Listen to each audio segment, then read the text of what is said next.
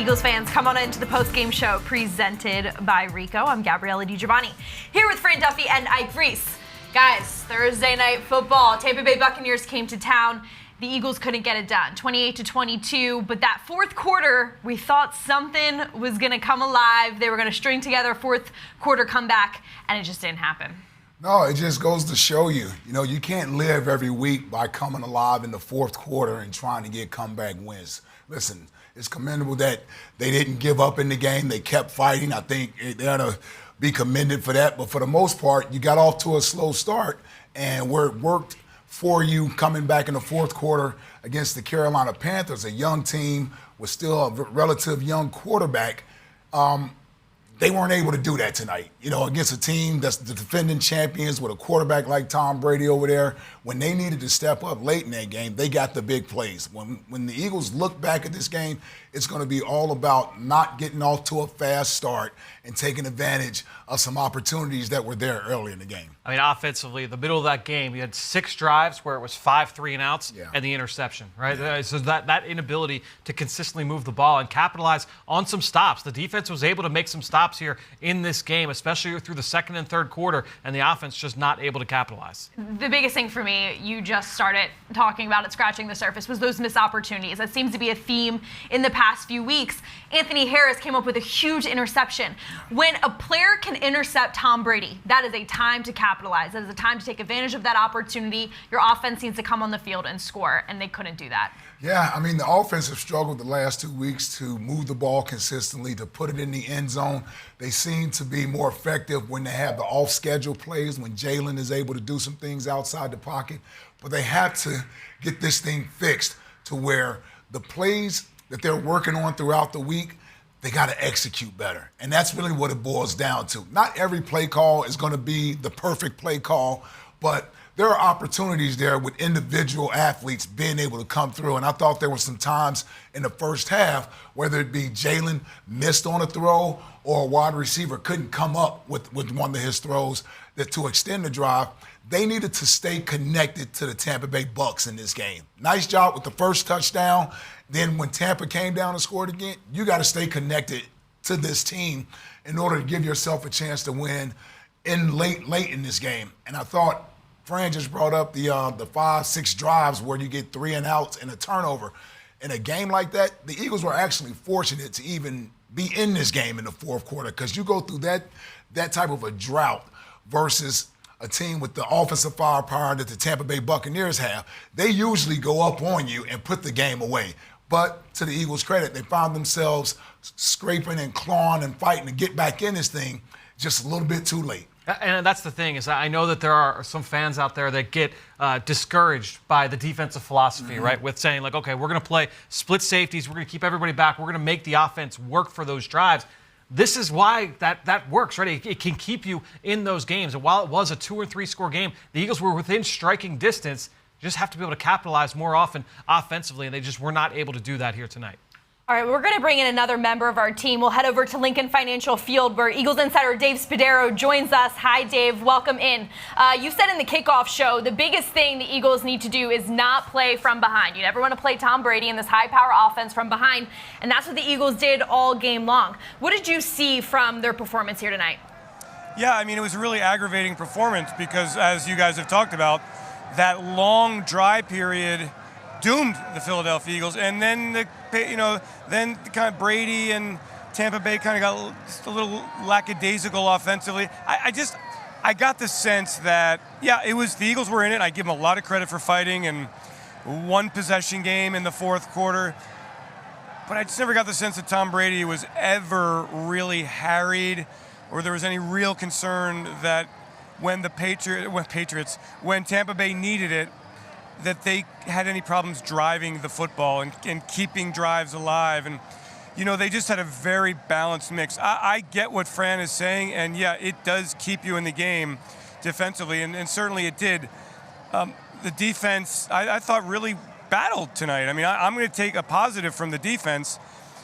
The offense didn't really get a sense of what they were trying to do until maybe the fourth quarter, that final drive there when Miles Sanders had 2 big runs on a touchdown drive, and then they executed in the red zone. But You know, we talked about it all week. You cannot play the defending Super Bowl champions for 45 minutes. You got to play really great football for 60 minutes, and this Eagles team did not do that. Dave, you've been there for the last couple of games. You've been able to see the offensive performance up close. We can't always see it on TV. I'm interested to kind of get your thoughts on what you saw from Jalen Hurts in this one. Obviously, a lot of scrambling and kind of running around, trying to make some plays there outside of structure. What did you see out there on the field? Well, I mean, he didn't get great protection. I thought Tampa Bay did a really good job mixing up what they were doing, going after him, some successful blitzes. I thought the left tackle position, I think Andre Dillard struggled a bit. They tried helping, they tried chipping a bit. It was very difficult to run on Tampa Bay, obviously. I thought Jalen missed some receivers at times. So just an uneven performance from the offense. We saw on Sunday against Carolina for 3 quarters, this offense really didn't get anything going.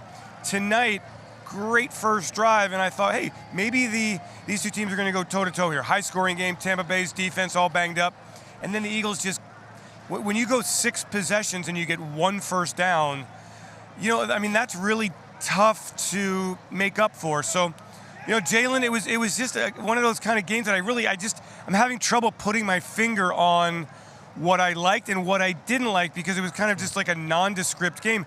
I felt like Tampa Bay came in here and they were the cat, and the Eagles were kind of the mouse, and the Tampa Bay kind of just played. The cat just kind of played with the mouse. You know what I mean? Yep. Yeah. Like it's hard for me to get a feel for this football game. I applaud the Eagles for battling and, heck, 1 possession down, but at the same time, I never really felt like the Eagles were in the game once Tampa Bay took that 14-7 lead.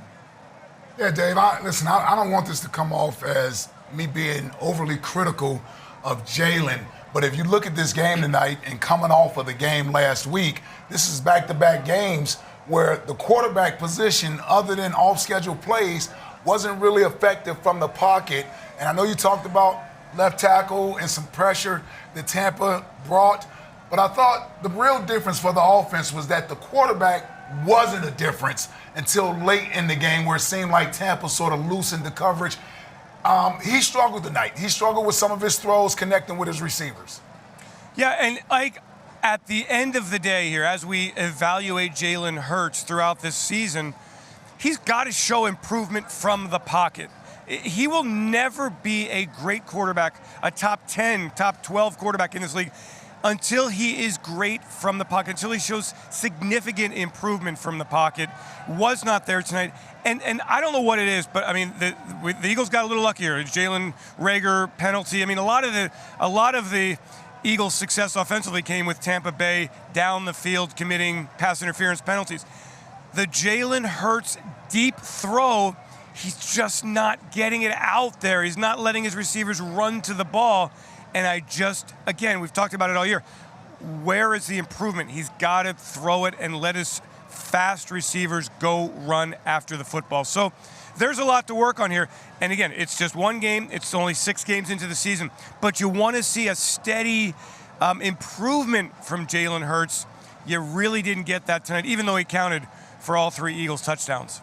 Dave, do you think there's a little bit of a struggle in trying to establish what the identity of this offense is? You touched on it a lot, and you said, you know, it is week 6, but you want to start to understand what a Nick Sirianni offense is going to look like. And I think each week we see little glimpses of what it could be, but we're not quite sure what it is just yet.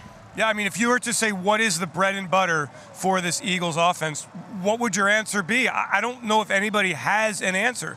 They've tried to establish the screen game. They've thrown the ball down the field. You know, they've run it here and there. They've had some designed runs for Jalen. They got Miles a little bit involved tonight, 9 carries, I believe. But what does this offense have to hang its hat on through 6 games? I don't have an answer. I don't know. Ike, Fran, Gabriella, I mean, do you have an answer? What would you say the Eagles can hang their hat on offensively? What do you think the identity is of this offense? I don't know what it is. I cannot give you a description of what the Eagles are trying to run offensively. All right, Dave, well, we'll try to keep picking away at this here tonight, but we appreciate your time. I want to hear your guys' answers the rest of the show here.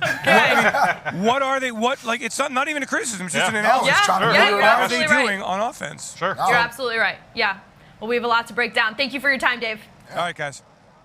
All right, he's challenging us. How about he's Dave putting us on the spot? I know. It's only fair. We ask him all the questions. We put him on the spot. He's got to return. Firing away. I know. Yeah. Well, he talked about it in a way I think that was very helpful. I was kind of sitting in the office before coming onto the set thinking, how do we explain this? Because he's right. There is difficulty in explaining what we're seeing each week. And last week, I had mentioned something about Jalen Hurts' development, and you said, welcome to the life of a young quarterback in the NFL.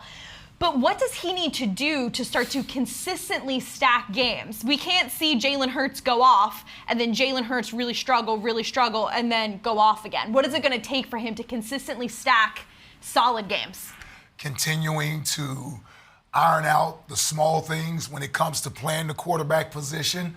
I think when we're trying to figure out what's the identity of this offense, to be fair, I don't think they know what the identity of the offense is. And I don't mean that to be critical. I think you got a young coaching staff that's still learning the players. They're still learning which guys do what the best and then trying to put them in the best position for them to be able to succeed. Part of the problem is that these are young players that they're dealing with, and with youthfulness comes inconsistency. So when a coach finally figures out, okay, maybe this is what this young player may do well, and let's try to put him in that position, well, then you need the young player to execute and produce in order to keep the coach believing in you and feeding you that. And that goes for the quarterback position and the wide receiver position, as well as the young offensive linemen that are out there. So this is sort of a, not to avoid it, but it's more of a, they are still just trying to figure out who they are. Now, they get 10 days off here before they have to play their next game.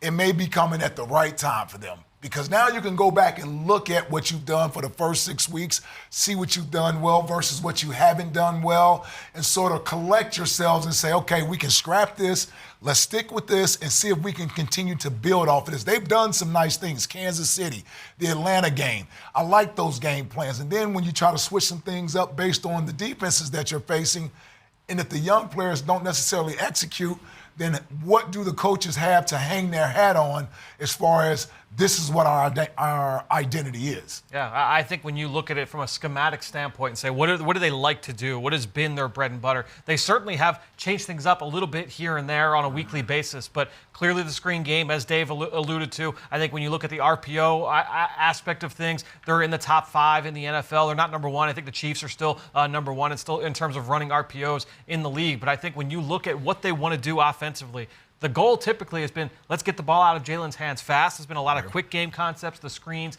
the RPOs, and we're going to try and create yards after catch. That's been the identity. That's what they've been trying to do. They're just not having enough consistent success with it for a number of reasons that we've talked about. And our receivers, if we're going to be a run after the catch team, then our receivers got to do a better job of breaking tackles, making guys miss in the open field. Because if you're going to run that RPO game, then the guys that get the ball on the perimeter, they have to be able to make something happen there. Or it's because the league is starting to realize we like to run a lot of RPOs. So they're jumping that first receiver, and now they're leaving Jalen to either hand the ball off or run it himself. And either way, it didn't lead to a lot of success for us until late in the game. I think what's frustrating is you can see a play early on in the game where they march down the field, he throws a nice pass to Zach Ertz for a touchdown. They made that look easy. That was a well-executed drive.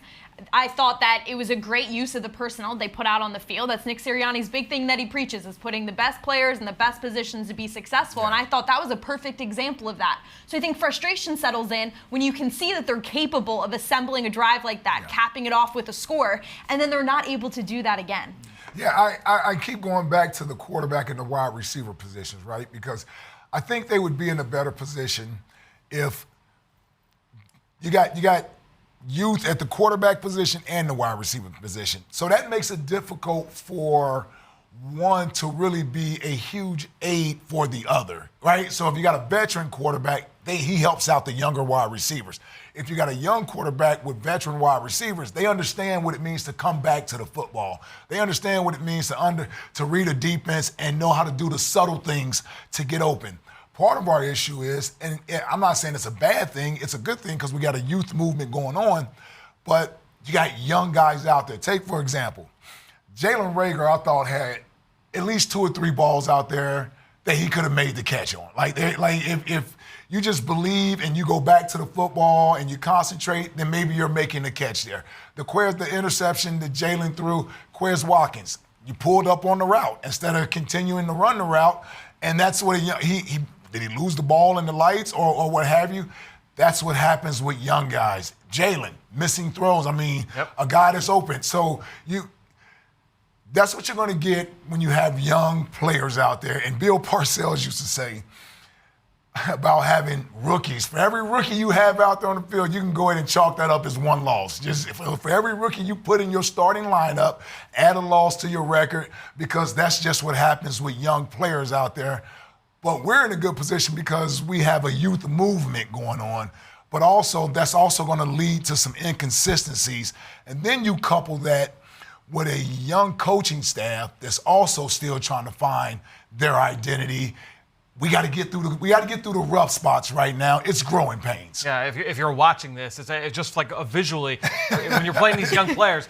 Everything's like this. Yes. And if you have a quarterback, it's like this, and you have a wide receiver that's doing this, you need everybody doing this at the same time in order to have consistently positive outcomes, right? Yep. And so that's part of the frustration, I think, and one of the reasons why you're seeing that lack of consistency. And look, some of the two big scoring drives to start the game.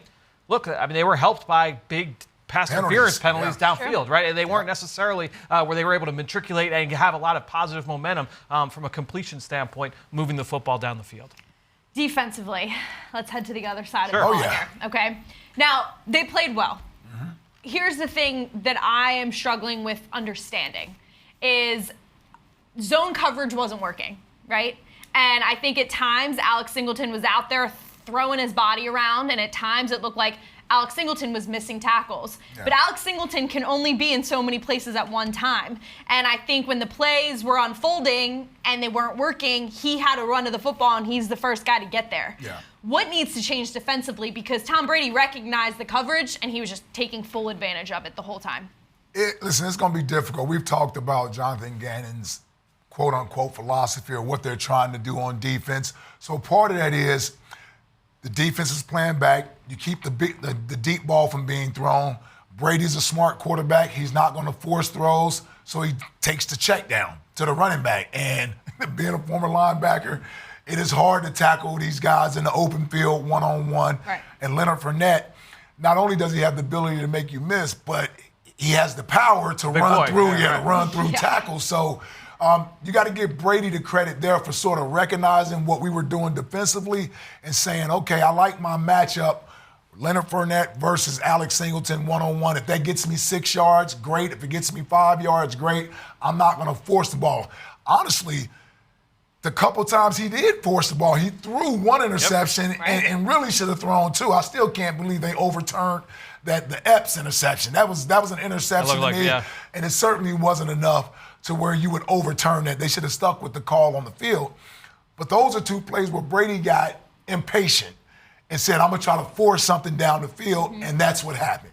I mean, I'm just looking at the defensive drives, just looking at it. Touchdown, punt, touchdown. Then you had interception, another touchdown, but then punt, turnover on downs, interception. I mean, you had some stops in there. And that's the thing is that you're at that point against a great offense, an offense we saw last week throw for 500 yards and a bunch of touchdowns against a good defense in Miami, right? Yep. Which they do everything the opposite of the Eagles. They are a high blitz, high man coverage, and Brady carved them up, right? And that's the thing is that when you go up against a pass offense like Tom Brady, he's going to have answers. He's going to know what he's going to try and do to try and gain some yardage.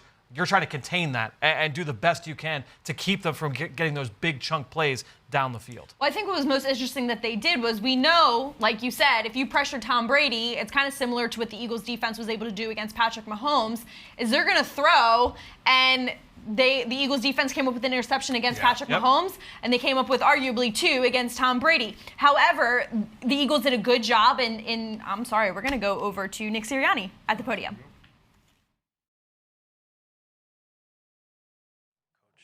Coach, stand by.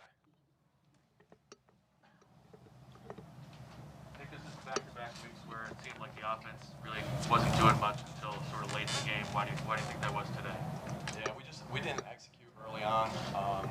We got to put the guys in better spots to execute. We didn't execute, and we just got to do a better job to start off the football game, to get ourselves off to a fast start. I know we scored on the first possession, but after that, it fluttered all the way till the second half, middle of the second half. So again, get to adjustments even quicker, and just make sure that we're doing our job as coaches to put them in good position. Was there anything that surprised you on defense? No, not really.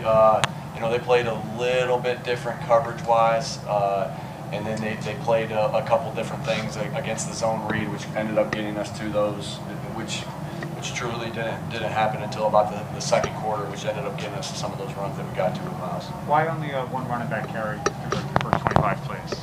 Why was running back?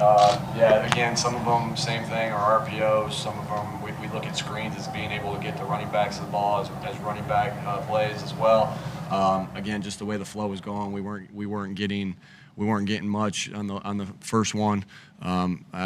Again, and then the RPO, we weren't getting much on it either. But either way, I mean, it didn't work.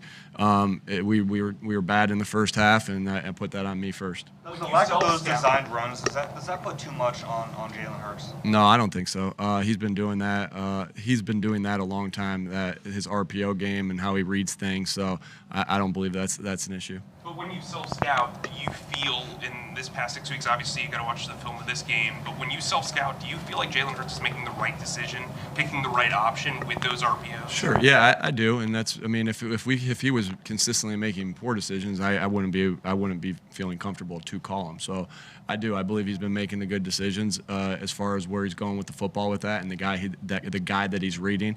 With RPOs, it's actually it's a little easier to read those than it is to read a drop back pass, right, or a play action pass, because you're reading one guy. So I have confidence in how he's reading those. This weekend we'll be able to evaluate and self scout our offense even more with the extra time, and we'll be doing that. But there's no doubt our offense needs to get better and to give our team a chance to win. Nick, the passing numbers weren't great from a perspective. Coming in, they were top run defense, worst pass defense. I know you got to look at the film, but did you have any feel for why it couldn't get going? Yeah, again, it always starts with us putting the guys in position to make plays. And so it starts with us as coaches first to put them in the right position, go to the right player with the football to try to get our guys going.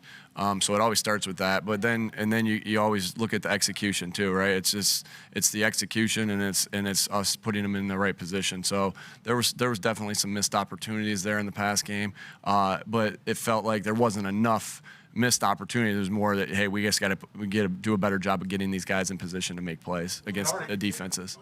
What changed in the fourth quarter? I mean, you started giving the ball to Miles here. Yeah, like I said, the way they were playing right there in about the end of the second quarter into the third quarter is when they started playing the zone read a little bit different, which opened up a couple of those runs that we had called for that. So it was good adjustment by our offensive staff getting to those runs after they made a little adjustment in how they were playing the zone read. So made a costly 15-yard penalty there at the end. Why does the team seem to continually have some issues? Yeah, that's first on me. I got to do a better job of cleaning up all those things. We know that we can't make those self-inflicted wounds. I know that. They know that. We'll continue to harp on that. We'll continue to work to get it right. But again, that was unacceptable, and that falls on me first. And so I got to do a better job of getting everybody doing the right things out there and keeping our composure out there. So it starts with the coaching staff. What can Jalen do better these last 2 weeks, in your opinion? Yeah, again, there was a couple times where we had some pressures that he had to escape out of. Again, but it's the same thing. We need to hone in on being able to make some throws in the pocket first and then be able to escape. So we're always gonna be talking about that with Jaylen, because that's his, that's where he's really good at, being able to escape and make plays like he did again today. He did a good job of escaping and making some plays. Again, we're always going to be thinking about how do we get him to be the passer first, and then the secondary part of it to be the runner. And so that will always be a focus. And before I look at the tape, that's how I feel right now about that. I'm sorry. As a follow-up, that besides putting players in a better position, what specifically needs to be done to sustain drives on offense? Yeah, you can't have self-inflicted wounds. You can't have negative plays. Anytime you look at anything with an offense of what we're always looking at. There's some things that really stall drives. It's sacks, it's negative plays, which is obviously sacks, it's penalties, right? It's drop passes, which we had a couple of those tonight. And I said sacks already. So, it's those things, those negative plays that put you behind the sticks, and put you in 2nd and 10, or put you in 3rd and 8 or 3rd and 9. It's those things, most particularly the negative plays that put you behind it. And so, those are the things we definitely have to clean up. Those are, again, starts with us putting them in the right position so you don't get into those things, but those are the negative things that we talk about when we evaluate our tape, and that's something that we go over with our offense every week of, hey, what was our percentage on the total amount of plays with the negative plays in there, and we want it over 85%. That's our formula. Usually when you're over 85%, you played pretty good. Last week we were around 80%, so we know that wasn't good enough. I'm assuming this week's going to be similar, but that's what stalls drives out, and that's what we have to do a better job of. A couple more 6 weeks, the questions and answers that we've been going back and forth on have been the same. We ask you about why the lack of running back touches. You say about the RPO game, and that kind of thing. That the quarterback's making a decision. At what point do you have to kind of reassess? What you're doing philosophically on offense to make sure that your running backs are getting the ball? Yeah, always. We're always thinking about that. The couple plays that Miles had today that were long runs, those were RPOs too. But we have to be able to get them touches in there, and I don't think I've made that. I've said that too before, that we got to be able to make sure they get their touches. But again, we're trying to call the best play that's for us in that particular time. We had called runs today. They weren't real great for us, and that's why we went with a little more RPOs with it. What went into the decision to kick the field goal? Say that again. What went into the decision to kick the field It's goal? 4th and 10. That's it. There was no toss up or anything like that. It was definitely Not with 4th and 10. Yeah, not with 4th and 10. I felt good with that decision. It didn't work. When it goes right, that's fine. And when it doesn't, I own that too. And pardon me, I own that as well. And I own that we missed that. But that's what I decided to do. I thought it was the right decision, being 4th and 10. Last one, guys. That fine line a little bit with the unscripted stuff with Jaylen, because that's one of his greatest assets of a player.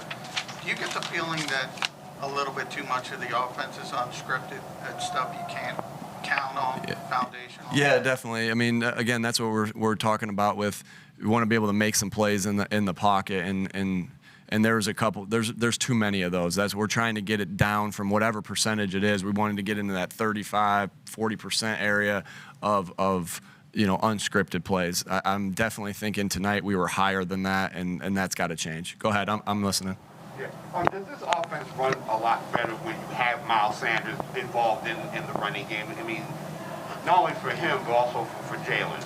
Yeah, definitely you want to be able to take things off the quarterback at times too. And again, sometimes it is with an RPO, sometimes with a called run, sometimes it's with a boot or a naked, sometimes it's with a screen. Those are kind of what we think as breather plays for the quarterback, that he doesn't have to do much except just execute that ability of that. And so, yeah, we want to get all our playmakers to the football. Miles is a playmaker. He showed that today, and he's no exception. All right, thanks everybody. We got Quiz coming.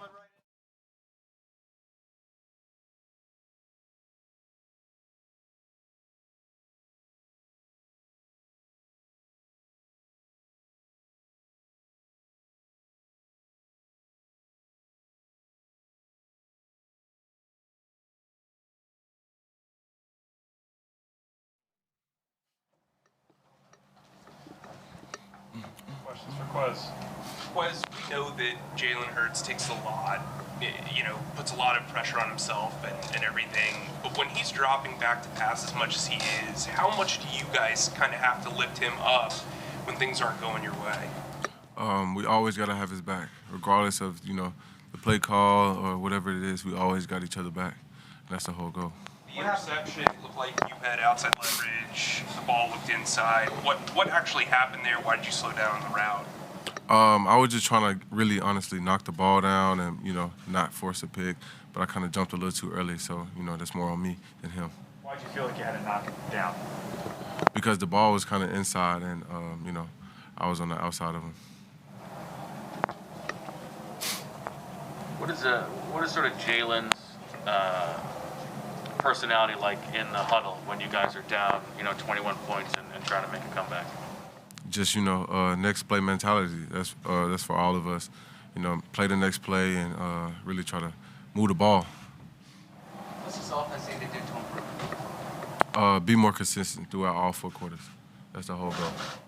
Why do you think it kind of took so long for you guys to get going after that first drive? We wasn't as detailed as we were supposed to be. We wasn't, as mentally as detailed and sound as we were supposed to be. But so that's why, kind of flatline a little bit.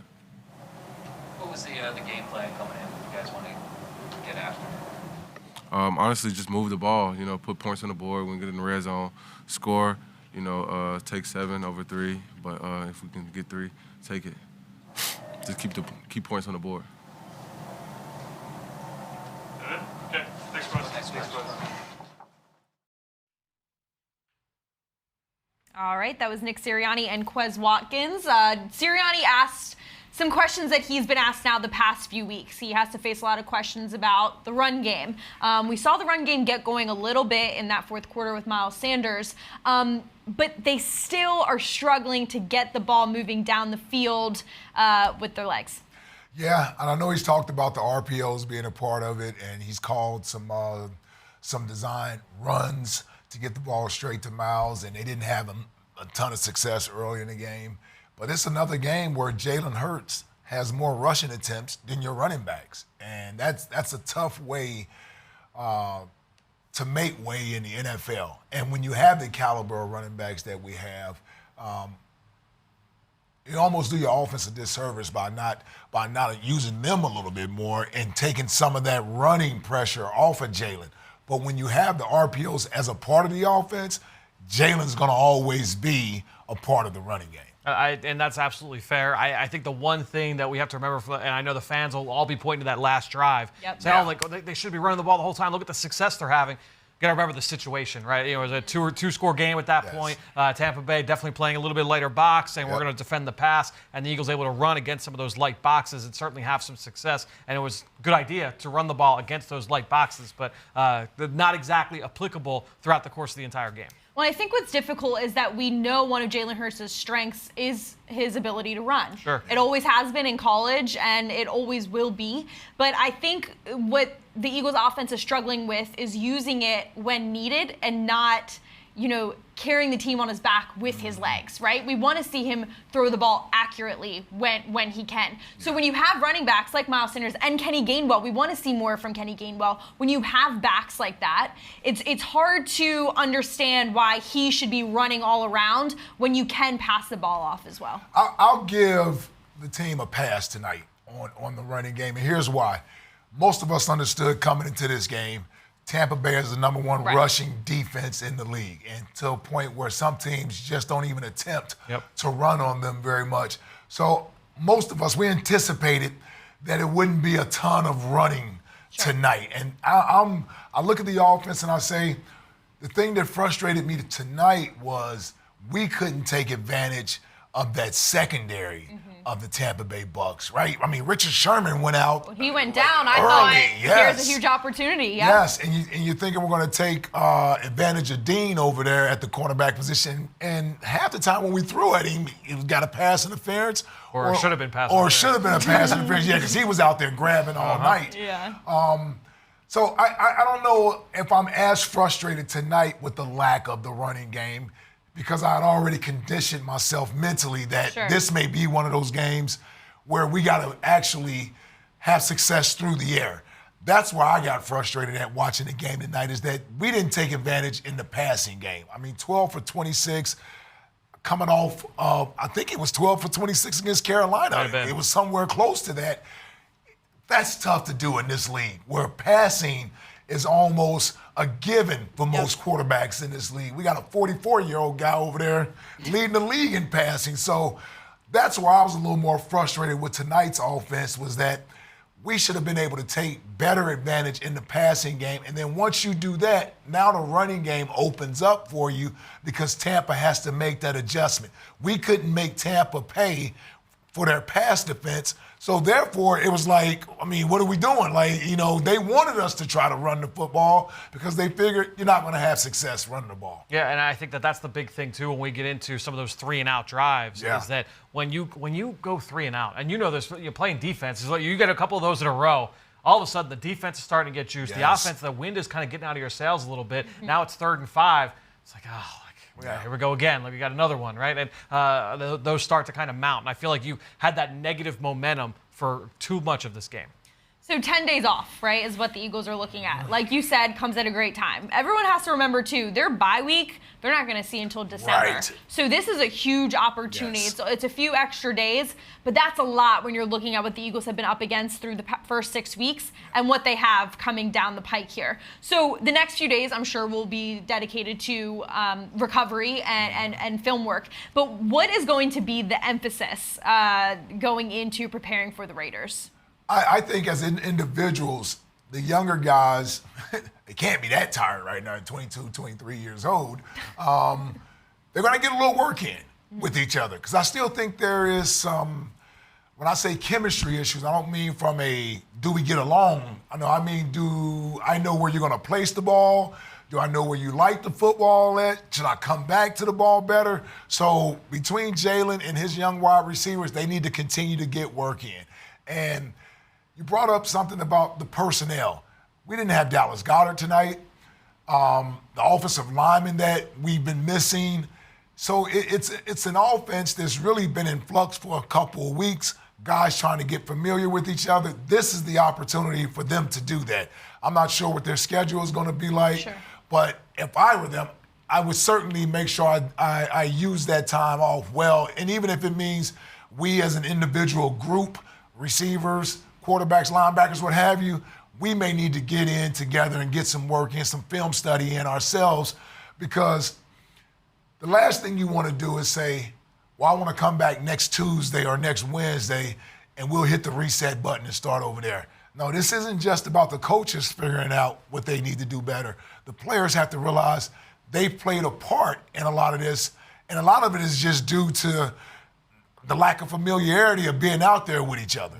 Yeah, and from a coaching standpoint, you can imagine that they're going to have some element of that bye week where you're going to have some self-scouting. You're going to look at your tendencies. You don't always get a chance to be able to do that over the course of a regular week, certainly not in a short week. So they'll look at what their tendencies have been now through 6 games. What do we do on first down, second down, third down? What are we doing on both sides of the football? And try and get a sense of, this is what we do well, this is what we've been doing a lot of, well, this is what we need to do more of, all of those kinds of questions. Try and find some answers to them just in these next couple of days. A lot of looking in the mirror for sure in the next week or so. But you touched on the offensive line, which I think is going to be a position group that's going to receive, I'm sure, a lot of attention in the next week. Obviously, there's still a lot of unknowns with Lane Johnson and what he has going on in his personal life. But after tonight's game, I think there will be probably some evaluation if they're happy with the 5 that they put out. Jordan Mailata, of course, started on the left side. He's now playing on the right side. Is that the best fit for all 5? We don't know. I think it'll be interesting to see what they do with those 5 moving forward. Yeah, Andre took a little bit of a step back tonight. Right? I thought he had been playing very well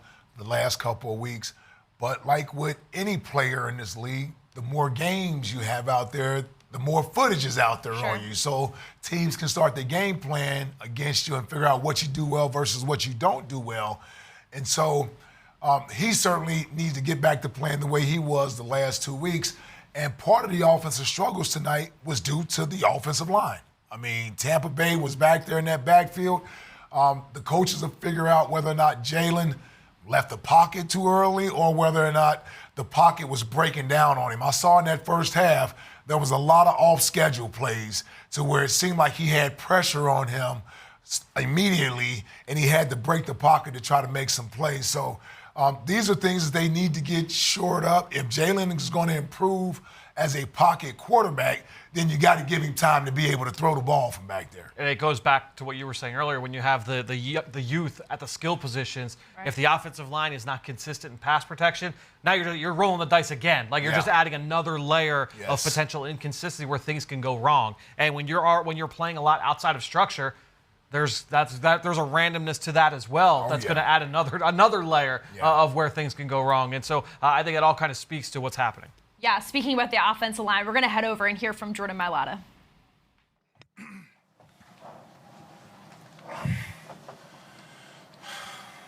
it's my first time in here.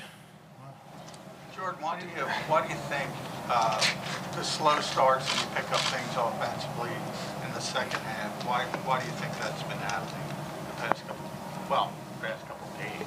I mean, just like us, we prepare as well, and the other team as well. And I feel like they came out, they knew what we were doing straight away, and so we just had to adapt. And it took us a little bit of time to adapt, but like I said, they do their homework too, just like we do. And we have to learn to adapt, and we have to learn to adapt faster. So yeah.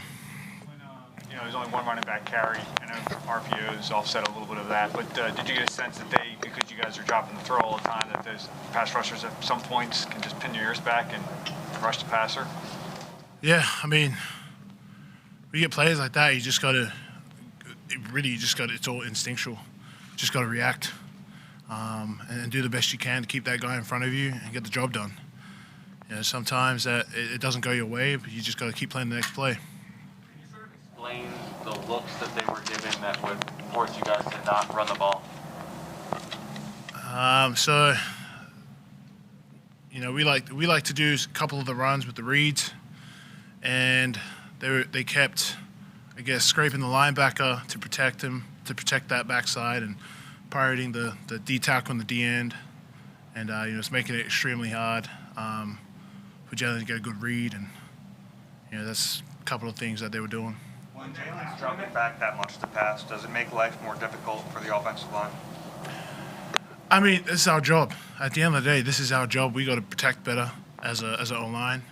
Give as much pocket time for our QB to do the right thing. To make plays.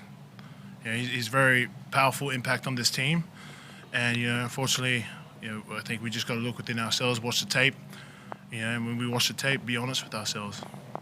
Are we protecting long enough? Was that the first time you've seen a team play like the zone read, the RPOs, the way they did? No, it's not my first time seeing that. But it's just it's different in game. Sometimes they weren't doing it, and then sometimes they were. So it's like again, instinctual. It's all reaction. A lot better when Miles Sanders is involved in the offensive running game. Does this offense run better with Miles in? Yeah, when they give him the ball, It doesn't matter who's back there. We just worry about our job, and we make sure that whoever is back there knows which hole to hit it. I think we could have done much better could have done a lot better. Should have given him more time. A couple of times where I saw him rolling out, and don't know why he was rolling out, but you watch the tape, you see it, and you're like, okay, we got to protect longer. So I think we just got to do our job as an offensive line. I think we battled our asses off to the very last drive, and I'm glad, I'm honored to play with these guys, honored to play with Jason Kelsey. It's unfortunate that we didn't win, but on to the next. That's all I can say. Watch the tape and on to the next. After week one, it seemed like the vibes were so positive on the team. 4 losses in the last 5 games. How is sort of the general mood of the locker room? I think it kind of helps that we have great veterans. We pick up the young guys. and try and keep that positive energy still there. And sometimes, especially the day after a game, guys will come in and probably just gutted that we just lost the game, and it takes until we watch the film, we address the issues, and we face it head on, and then everybody has that flush it down the toilet. When you play bad, take a dump, you don't stare at it, flush it, and that's what we do. It's what we're coached to do, and so we're going to do it. Just got to keep playing that next play. Couple more. Jordan, what was going through your mind when they were taking a pretty long time to review the interception that was overturned? You guys were on the field. What was the discussion like amongst the offensive players? I'll be honest, I was just happy to get breathing time. That was my discussion, to be honest.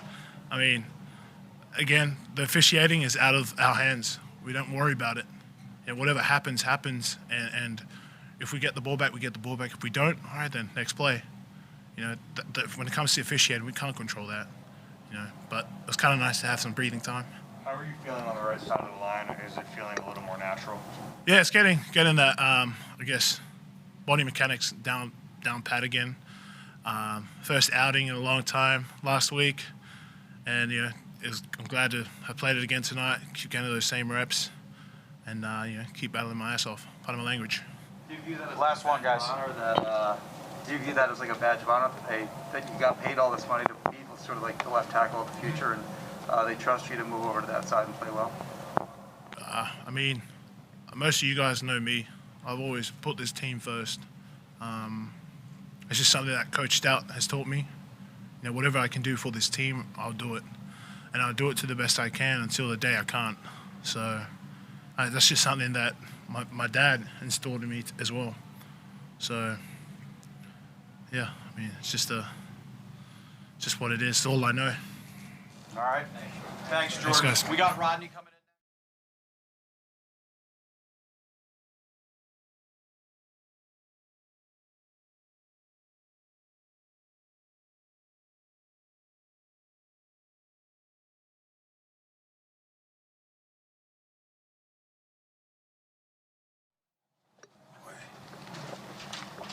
Rodney, they scored on 4 of their first 6 possessions, I think, road possessions. I mean, what happened after, the middle of the third quarter?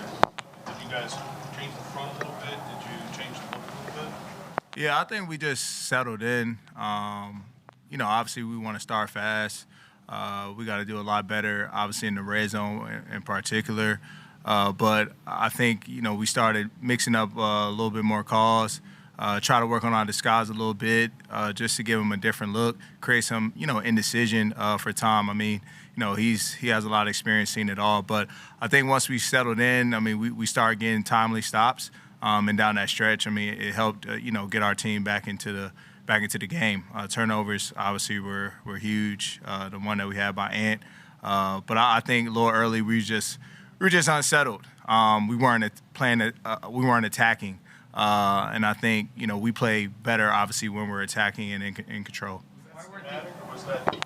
I just players, really. You know what I'm saying? I think we just need to get into a flow, and once we settled in, you saw us, look completely different. So we just have to build on that, man, and we can't put ourselves behind, especially when you play a good team like Tampa Bay, and that's style offense.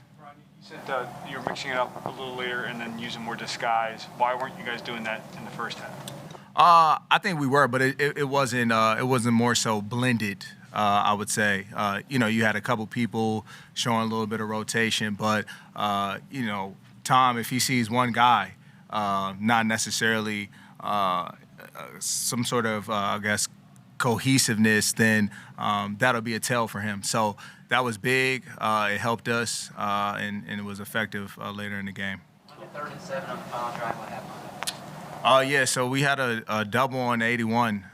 Some that, we went into the game and said we'll have it in our back pocket if we need to use it, and we felt it was a great time. In that moment, Tom had been connecting with him pretty often, and we felt as though we need to take him away. And so myself and Marcus were on him on that play.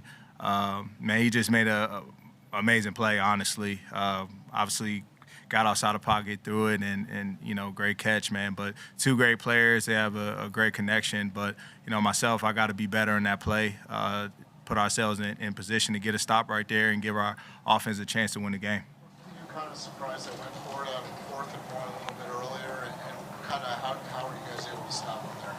No, not surprised.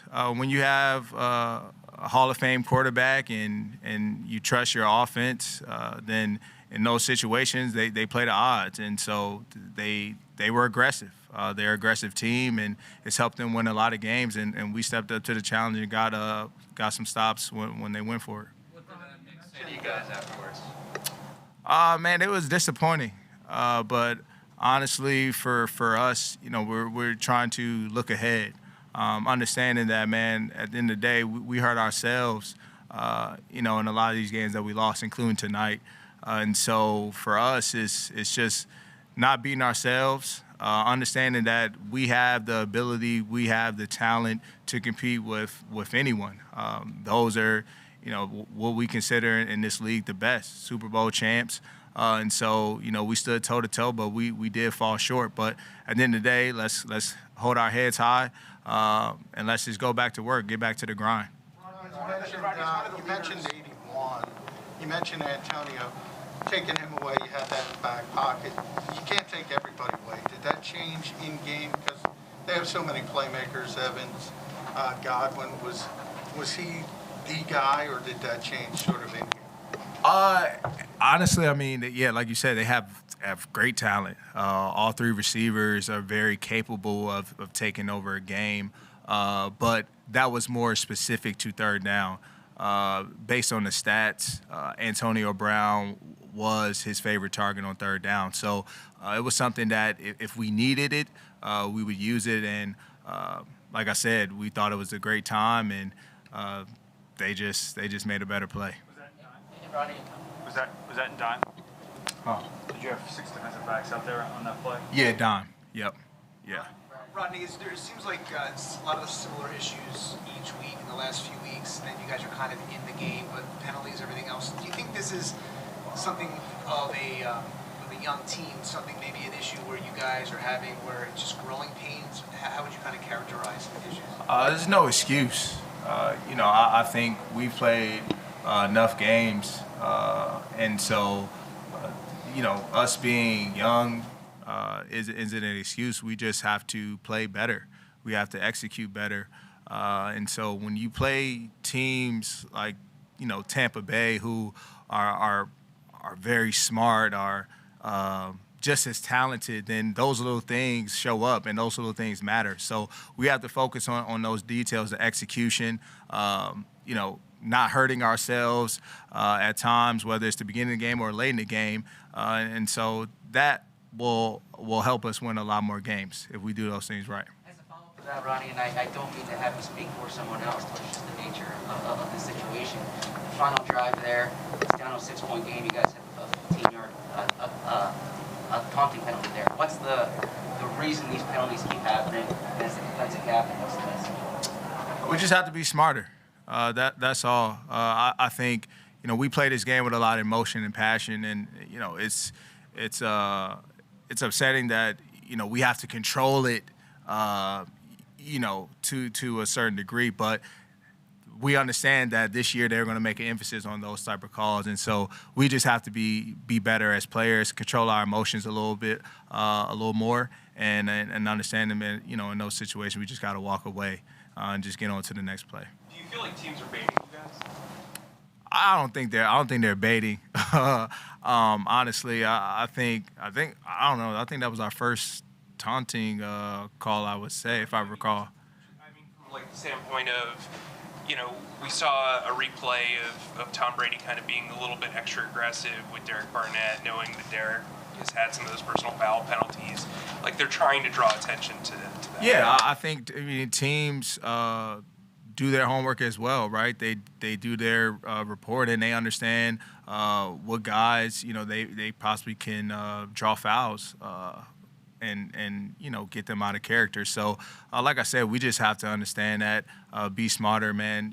Play on the edge, live on the edge, but never hurt the team.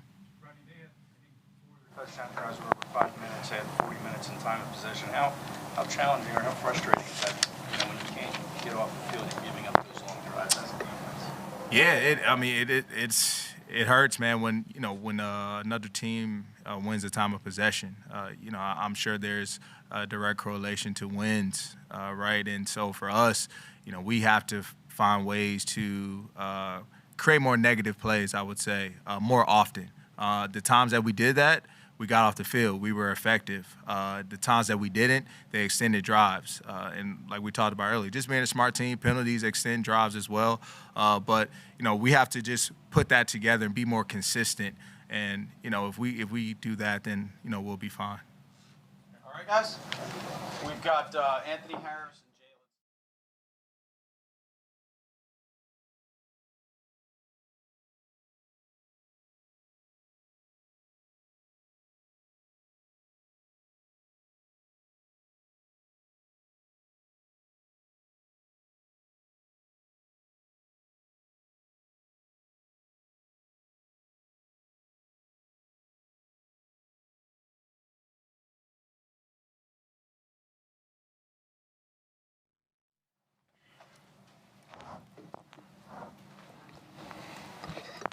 Jalen, some of the mistakes seem like it's kind of the same thing. Some of the penalties, slow starts, things like that.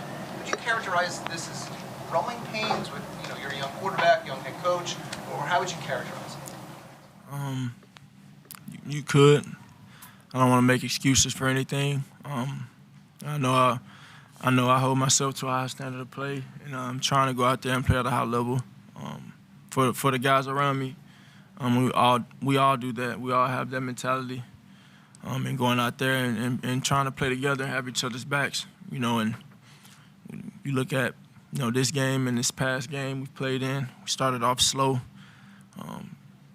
This whole year, we kind of shot ourselves in the foot, and we know and we believe, and I have unwavering faith in the guys on this football team and everybody in this building that we have everything we need here. And it's just a matter of us putting that together, and it is tough. It's tough.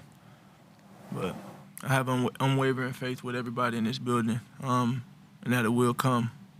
To go toe-to-toe with a team like that, as bad as I started, as bad or unclicking, we didn't click early. When it came down to clutch time, money time, and the end of the game, we ran out of time. We're taking away some of the zone reads by having a second-level defender shade the edge defender. When that happens, what were you guys doing? Checking, what was the next plan if that wasn't going to work? They came out. They had a great plan. Like I said, it's on us to be able to adjust, recognize what they're doing, and combat that. My mind doesn't change on any of this. In terms of the mentality of knowing that it's on us, and we control the destiny of everything we do, everything we touch, everything we put our hands on. We got to be better. I have to be better for this football team. Got to be better. Do you think this offense is putting too much on your shoulders? I think this offense isn't executing well enough, and I think I haven't executed well enough to win clearly. And I take responsibility for that. I always take responsibility for that because the ball touches my hands every play, and I enjoy that. And I like that. I have to be better. With that said, though, do you feel like you're doing too much at times? When you self-scout and you watch film, do you sometimes feel like in the RPO game maybe you're making decisions because you want to make a play just naturally, or do you feel like you have to put too much on yourself in order for the play to be successful? I see it as I ain't doing enough. I'm not doing enough right now to win. I'm not doing enough to start fast. And we all know it's a team sport. It takes a collective group. It takes all 11. But that one and that 11 is me, and it starts with me. And I will be better. Is there anything you can do to kind of like get Miles Sanders the ball more? Like he only had the one carry in the first half. What's kind of going on there? Yeah, for sure. You know, they're a big time player for us, and it's kind of going the way it's going. It's kind of going the way it's going. What changed late in the game? What was working on offense? We executed on first down. Executed on first down. That's where it kind of starts. You know, you put yourself behind the sticks early in the game. You know, you're having all these 3 and outs. That doesn't suit you too well. And you just have to be efficient early. You know, get to 2nd and 4, get to 2nd and 6. Get in those situations where you have options of what you want to do. When the plays need to be made, make them. When the throws need to be made, make the throw. I hold a lot of responsibility in everything that's going on here. Everything with the offense, it starts with me, and I'll never shy away from that. I embrace that, and I'm excited to have an opportunity to shake back and have another week at it. Does the offense work better when you have Miles in the running in the mix, especially where it worked late in the fourth quarter? We saw the production later on in the game. Do you feel that Nick has a good feel for your strengths in his play calling and his game plan? I think as a whole, I've used this word. I've used this word identity. I've used that a few times. Some people have asked about it and kind of tried to dig into it. But identity. What is our identity as a football team? What is our identity as an offense? I think we have everything we need here in Philadelphia. We have everything. Going toe-to-toe with every team we play. Shooting ourselves in the foot, not take advantage of opportunities, right? It starts with me. But I have unwavering faith in everybody we have here. And it's a matter of putting it all together and making it flow. What is that identity after 6 games? What is that identity? I've said it's a matter of putting it together, right? Rome, I said this too, Rome was not built overnight. And we're still working. About the efficiency, you were, I think, 46% tonight as a passer. Why weren't you more efficient? What was holding you back from being efficient tonight? I didn't compute the ball enough. Jeff, you pinpoint any reason for the slow starts? Anything that you can do better, or the team can do better?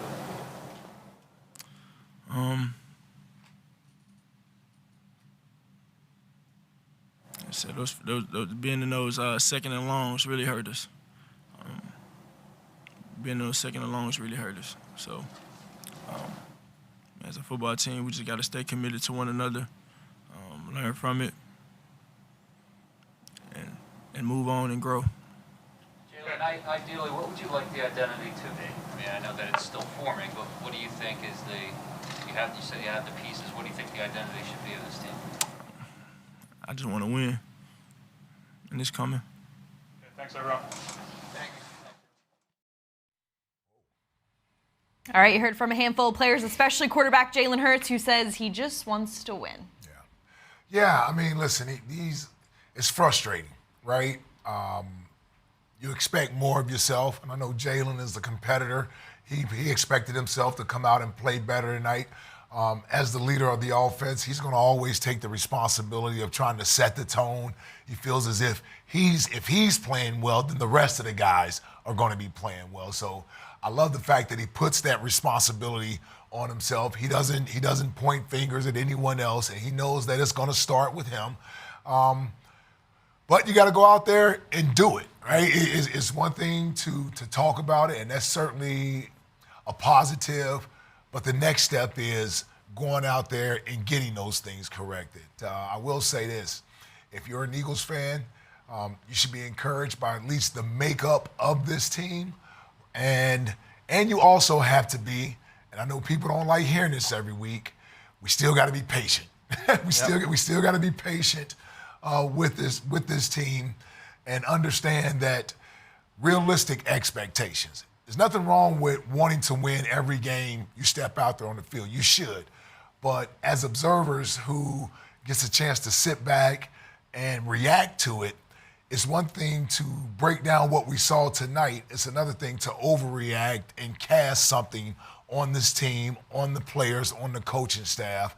Let's just keep everything in perspective and understand they were going up against the defending Super Bowl champions tonight. Yeah, and I think you talked about the makeup there. I think that is kind of important to note as well. You know, how often we watch young quarterbacks around the NFL where things go bad, and then they just snowball and go in the tank. We haven't seen that from Jalen Hurts, and I think that poise certainly is one of his most admirable qualities for sure. His ability to respond to adversity, I think, is very impressive. It's what made him into the player that he was in college. That was a huge story that followed him all throughout his career, and I think we're seeing it kind of play out here in Philadelphia as well. No doubt. Yeah. Well, we're going to talk about a bright spot. Earlier this evening, Fran was able to break down that touchdown pass to Zach Ertz in the first half. So here's Fran's Ricoh review.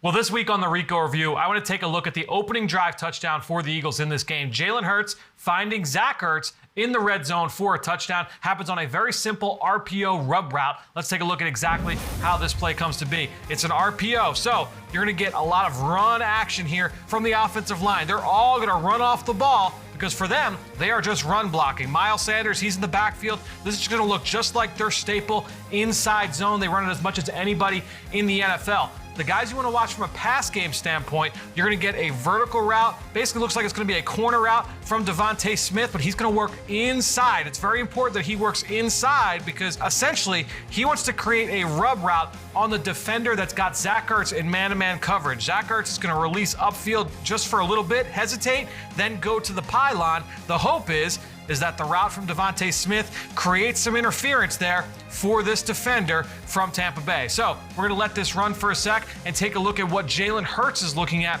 on this play. Basically, he's going to read that end man on the line of scrimmage. You see the defensive end there, Jason Pierre-Paul. He's going to come upfield, and if he crashes down against the run, which it looks like he's going to do, Jalen's going to keep this ball, and he's got the ability now to hit Zach Ertz in the end zone for a touchdown. Again, watch Zach Ertz. He's releasing upfield. Devontae, he's about to run his route. It's very important for Devontae Smith. He can make contact with the defender up for about 1 yard past the line of scrimmage. But if that defender is beyond the 1 yard marker, he has got to make sure that he is running his route. If he is trying to set an illegal pick, the Eagles will get flagged here. So Devontae is going to do a great job of working upfield, creating just enough interference for this defender, and Zach Ertz times this beautifully. He does not run immediately to the pylon. He's going to hesitate, work upfield, and then work to the outside. Jalen Hurts puts this on him for a touchdown. We can watch this all play. The timing is perfect here. Devontae does a great job. Zach Ertz wide open. Eagles get into the end zone there, tie the game up 7-7. Now is your chance to vote for the Toyota Player of the Week. Go to PhiladelphiaEagles.com/Toyota Player of the Week to cast your vote and get a chance at a brand new Toyota. All right, let's see our 3 nominees tonight. We're starting with Mr. Zach Ertz, who just broke this down. 4 receptions for 29 yards and a TD. Jalen Hurts was loving his target tonight. Big performance from Zach Ertz without Dallas Goedert. Now looking at Anthony Harris. Here it is. Loves hearing Anthony Harris's name tonight. Huge pickup for the Eagles in the offseason, and he's been a solid veteran presence here on the defensive side of the ball.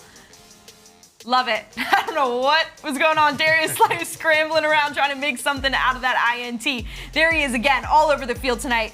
Good for Anthony Harris. Avonte Maddox, number 3. Heard his name quite a bit tonight. Loved it. Love to see him out there making some waves on the defense. Yeah, I can't go with Zach Ertz. Love you, buddy. Can't go with Zach Ertz tonight. Got to be on the defensive side of the ball. Avonte Maddox, big game from him. Nice to see him show up. A few tackles for losses.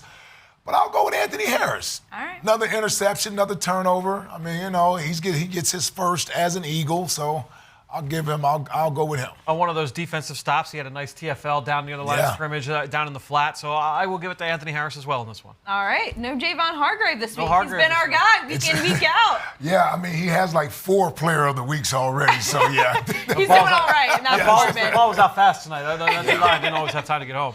Yep. All right, well, it's getting late, so I think it's time for our Jameson Nightcap. Right, Ike? Yes. Jameson Nightcap. Moving on. Next week, Viva Las Vegas. The Eagles are heading to Vegas to face the 3-2 Raiders. They lost to the Bears this past week, 20-9. Now, as we know, a lot of changes in personnel. John Gruden, no longer the head coach in Vegas. Will be interesting to see the team the Eagles will be facing next week. Now, let's not forget, the Eagles' 2 wins have been on the road.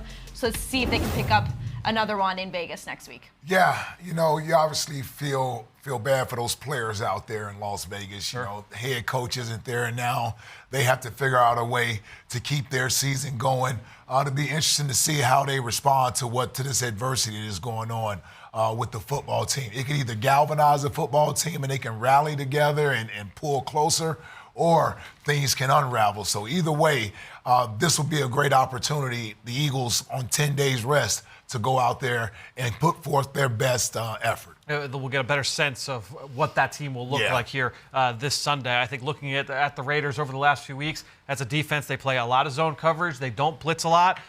So defensively, I think the model is very similar to that Gus Bradley Seattle cover 3. And then offensively, Derek Carr is playing very, very well. That offensive line, not as much. So I think that'll be one of the big matchups to watch as we get to next week. Huge opportunity for the Eagles. October 24th, they will kick off at 4:05 p.m. And we'll be here, as always, on the kickoff show and immediately following the game for the postgame show. But I think that's it, guys. That's it. I think we did a number on this one, all right? Time to go to bed. Thank you so much for tuning in to the postgame show presented by Ricoh. I'm Gabriella DiGiovanni. For Fran Duffy and Ike Reese, we'll see you next time.